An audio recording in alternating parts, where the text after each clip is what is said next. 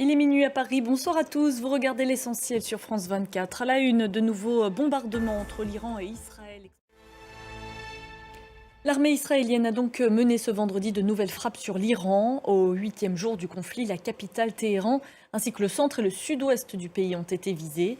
Côté israélien, c'est le nord qui a été touché par des tirs de missiles iraniens. Marc de Chalvron. Et Israël a donc continué ce vendredi à viser des sites stratégiques en Iran, notamment des lanceurs de missiles iraniens. Les précisions sur place de notre correspondant Siavosh Ghazi. Et on l'apprend à l'instant, Israël estime avoir retardé déjà d'au moins 2 ou 3 ans une possible arme nucléaire en Iran. Sur le terrain diplomatique, le ministre iranien des Affaires étrangères a lui rencontré ce vendredi à Genève ses homologues britanniques, allemands et français. Et la coordination manifestement n'était pas optimale avec les Américains puisque selon Donald Trump, les Européens ne seront pas utiles pour résoudre la guerre Iran-Israël. Écoutez-le.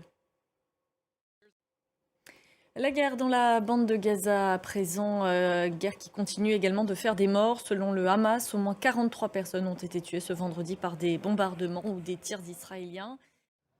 Autre conflit toujours en cours en Ukraine, cette fois le pays a encore été visé par des attaques aériennes la nuit dernière.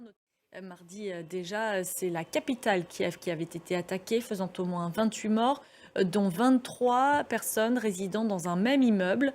Notre correspondant Gulliver Crack s'est rendu sur place. Il a pu constater que les survivants continuaient d'habiter cet immeuble malgré la dangerosité des lieux.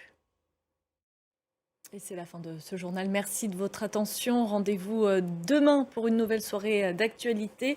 Tout de suite, vous retrouvez Aude Le Christ pour une semaine dans le monde.